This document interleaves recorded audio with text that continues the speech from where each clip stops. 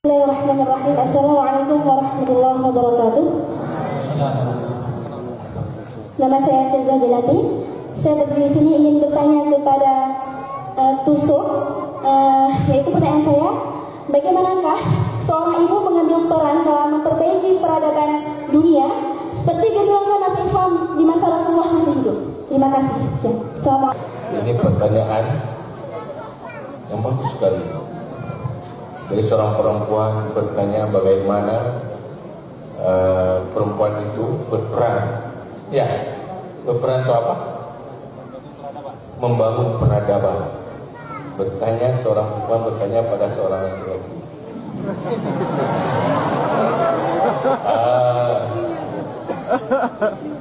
Memang peran yang paling pertama yang penting bahwa tiada tokoh-tokoh dunia yang dilahirkan lewat laki. Yang melahirkan pahlawan-pahlawan dunia, presiden-presiden dunia, itulah perempuan. Tanya, siapa tokoh nomor satu dunia? Dia lahir dari mana? Tetapi Allah dalam Al-Quran mengatakan, wal baladut tayyibu yakhruju nabatuhu bi'izni walladzi khabutha la yakhruju illa nakida. Sebuah lahan yang bagus, yang baik akan melahirkan tanaman-tanaman yang bagus dengan izin Allah.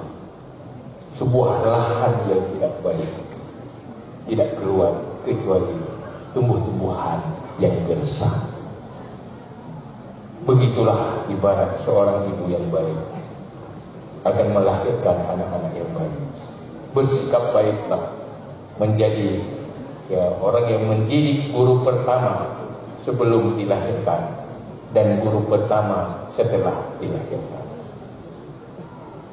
Maka sikap baik itu akan terturunkan kepada anak. Seorang Rasulullah saja, Nabi Muhammad adalah orang yang dimandikan oleh seorang perempuan di saat kecil.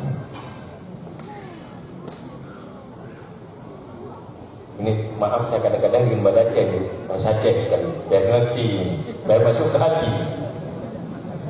Yang kemana-kemana Pak Bici, Rina, Rohut. Mah dari tepur bila ya Allah yang Pak Bici buka kita tepur, kita ingat. Pasti orang bertanya, lagi mandiin siapa? Ini saya lagi mandiin ketua kampung nanti. Padahal masih kecil. Kalau tahu dari ilmu Allah ini calon presiden, kalau ditanya, lagi apa? Lagi kasih makan presiden. Tetapi pendidikan pertama bagi seorang anak dan guru pertama bagi seorang anak adalah ibunya dan lingkungan bagaimana kehidupan seorang ibu.